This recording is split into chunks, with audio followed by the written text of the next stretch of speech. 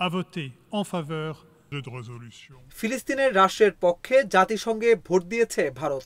গতকাল শুক্রবার জাতিসংঘের সাধারণ পরিষদে ফিলিস্তিন সমস্যার শান্তিপূর্ণ নিষ্পত্তি এবং দ্বিরাষ্ট্র সমাধান বাস্তবায়নে নিউ ইয়র্ক ঘোষণার সমর্থনকারী একটি প্রস্তাবের পক্ষে ভোট দেয় ভারত।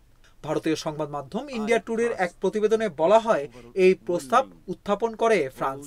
প্রস্তাবে বলা হয়, ভারত সহ বিশ্বের 142টি দেশ এই প্রস্তাবের পক্ষে ভোট দেয়। বিপক্ষে ভোট দেয় 10টি দেশ। এছাড়া 12টি দেশ ভোট দেয়নি। ফিলিস্তিনের প্রশ্নের শান্তিপূর্ণ নিষ্পত্তি এবং দ্বিরাষ্ট্র সমাধান বাস্তবায়নের বিষয়ে নিউ ইয়র্ক ঘোষণার অনুমোদন এই শিরোনামে এই প্রস্তাবটি উত্থাপন করা হয়। এতে সমর্থনকারী 142টি দেশের মধ্যে ভারতও ছিল। উপসাগরীয় আরব দেশও এটিকে সমর্থন করেছে। তবে প্রস্তাবে আমেরিকা ও ইসরায়েল তীব্র বিরোধিতা করেছে। তাদের মতে এই প্রস্তাব একপাক্ষিক এবং এটি শান্তি আলোচনার পথে বাধা সৃষ্টি করবে। ইসরায়েলি রাষ্ট্রদূত এটিকে বাস্তবতা বিবর্জিত বলে আখ্যা দিয়েছেন।